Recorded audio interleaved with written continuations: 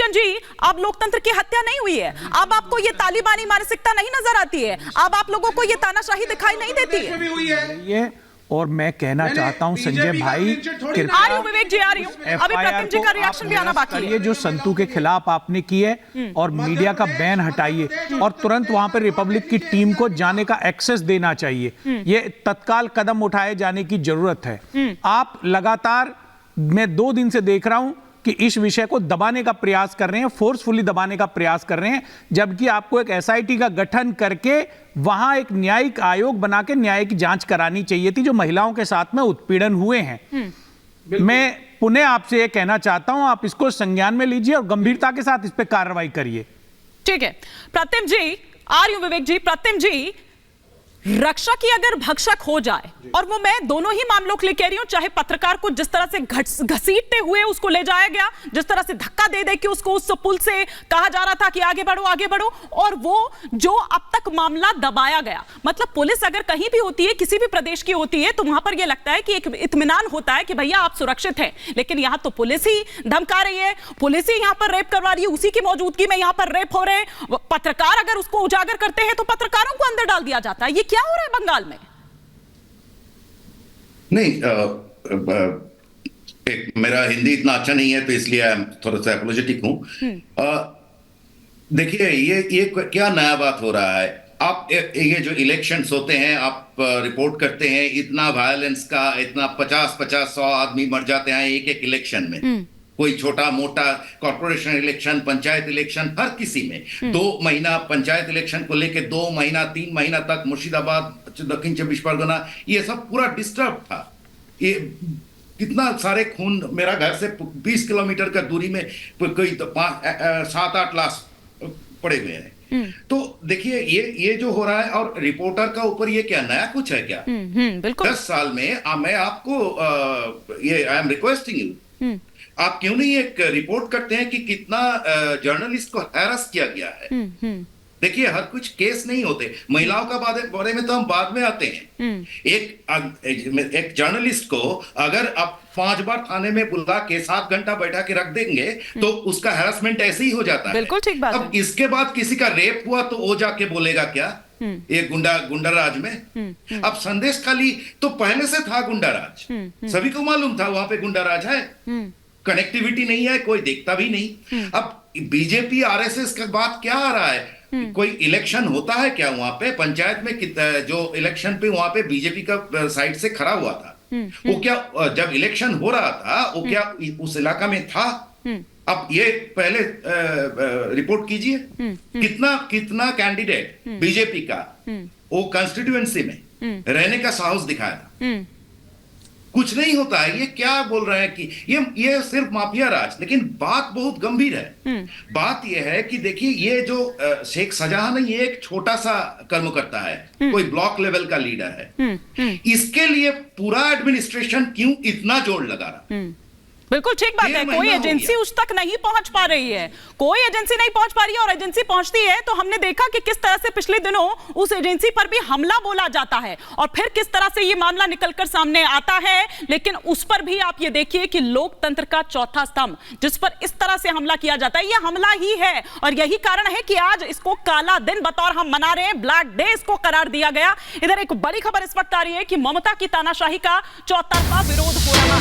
महाराष्ट्र के deputy CM Devendra Fadnavis बोले कि रिपोर्टर की गिरफ्तारी गलत है, ममता सच नहीं छिपा सकती हैं। हिंसा में टीएमसी के नेता शामिल हैं, ये देवेंद्र फडणवीस ने कहा है। तो आप देखिए कि किस तरह से तानाशाही का चौतरफा विरोध हो रहा है, किस तरह से प्रतिक्रियाएं आ रही है। क्या कुछ और कहा देवेंद्र फडणवीस ने, आपको सुनवाते हैं।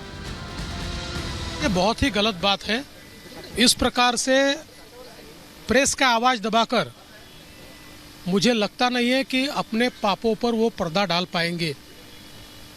जिस प्रकार से वहाँ अत्याचार हुए हैं और उसमें सीधे सीधे टीएमसी का हाथ दिखता है, अगर इस प्रकार की कार्रवाई ममता दीदी करती है तो इसका सीधा मतलब ये है कि क्या ममता दीदी का उनको आशीर्वाद है? क्या उनके आशीर्वाद से ये सारी चीज़ें चल रही है? मुझे लगता है ये बहुत गलत बात है, मैं इसकी निंदा करता हूँ।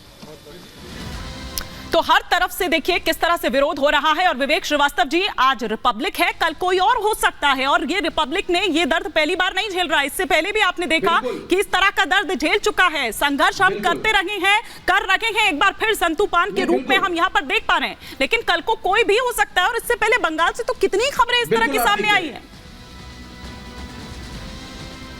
नहीं, मैं आपसे टोटली एग्री कर रहा हूं। हम लड़े, हम झगड़े आपस में, पॉलिटिकल पार्टीज, हार हो जीत हो, लेकिन जो 4 स्तंभ हमारे डेमोक्रेसी के हैं उस पे अगर हमला होगा, खासकर मीडिया बहुत वल्नरेबल हो जाता है। एक रिपोर्टर कहां जाता है, कौन हमला कर दे, कौन घेर ले, कौन मार दे, कौन अरेस्ट कर दे।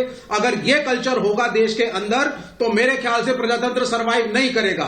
कल जो हुआ है रिपब्लिक के रिपोर्टर के साथ बहुत ज्यादा निंदनीय है, और सारी opposition parties freedom of expression के साथ हैं, फ्रीडम ऑफ जर्नलिस्टिक वॉइस के साथ हैं, तो हम आपके साथ हैं। लेकिन मैं इसी सांस में यह भी कहना चाहूंगा कि भारतीय जनता पार्टी इसको कम्युनल कलर ना दे।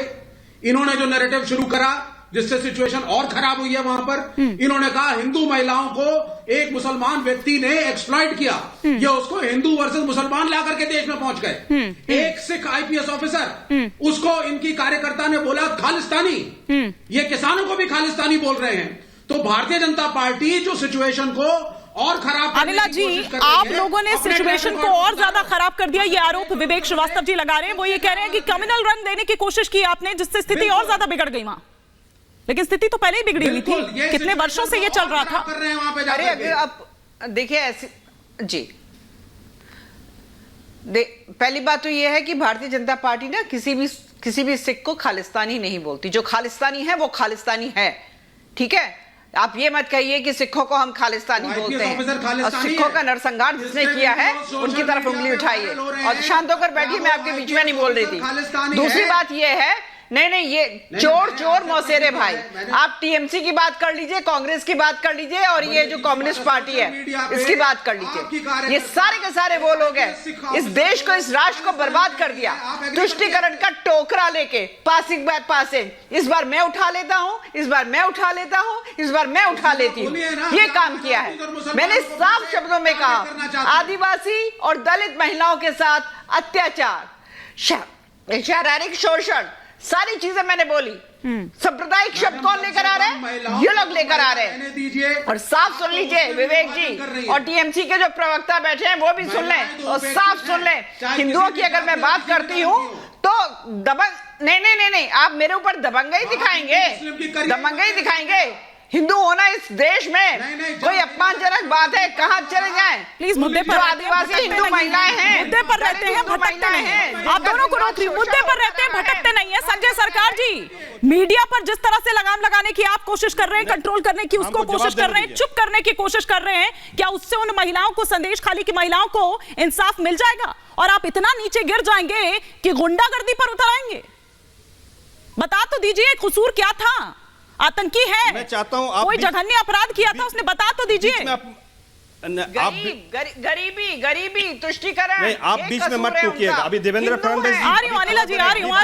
एक बार संजय सरकार जी, फिर इधर दुष्यंत जी, अंदर भारतीय जनता पार्टी का विधायक एकनाथ शिंदे ग्रुप का आदमी को गोली मार दिया गया उल्लासनगर पुलिस स्टेशन के अंदर। मुद्दे पर रहिए संजय सरकार जी, संजय सरकार जी, मुद्दे पर रहिए। बंगाल की बात हो रही है तो पहले बंगाल की बात करते हैं। ये बड़े भाषण दे रहा है, भाषण दे रहा है। सुने, बोलने दीजिए, भाषण दे रहा है। आप बीच में मत टोकिए, आप बीच में मत। नंबर बात है, मध्य प्रदेश में मोराना डिस्ट्रिक्ट में चाँदपुर का गांव में एक 34 साल की महिला को बलात्कार के 3 आदमी मिलकर, संजय सरकार जी, जरा सी भी शर्म आ रही है आप लोगों को? संवेदनशील जिस पर आपको होना चाहिए, जिस मुद्दे पर संवेदनहीनता का परिचय दे रहे हैं संजय सरकार जी, ये दाएं बाएं इधर उधर के मुद्दे मत गिनवाइए ना, मुद्दे पर रहिए। जो संजय सरकार जी, क्या पूछा मैंने आपसे? संजय सरकार जी, क्या पूछा मैंने आपसे? माफ कीजिए, लेकिन आपके घर से नहीं कहा होगा ना किसी को रात में घुसकर कि टीएमसी दफ्तर पहुंचा दिया जाए। रुकिए संजय सरकार सुनिए, आपको शायद समझ नहीं आ रहा है, या उस मामले की गंभीरता को समझ नहीं रहे आप। संजय सरकार, आपको मेरी आवाज आ रही है? आपको मेरी आवाज आ रही है? रात 12 बजे कौन सी मीटिंग हो रही होती थी पार्टी दफ्तर पर? कौन सी सबसे सुंदर महिला है, कौन सबसे कम उम्र की महिला है? शर्म आ रही है मुझे बोलने में, लेकिन आप लोगों को नहीं आ रही है। आपको सुनाएंगे महिला, आपको सुनाई दी? क्या बोला था? महिला आयोग ने आके पहले बार जो यहाँ पर गायब थी, उसने बोली, प्रेस के सामने बोला ऐसा कुछ घटना बंगाल में हुआ नहीं। वही महिला आयोग की टीम 356 की बात कर रही है। वही महिला आयोग की टीम बता रही है कि क्या कर रहे हैं आप लोग। ये तो मैनिपुलेटेड है। हाँ, सब कुछ मैनिपुलेटेड है, सब कुछ मैनिपुलेटेड है।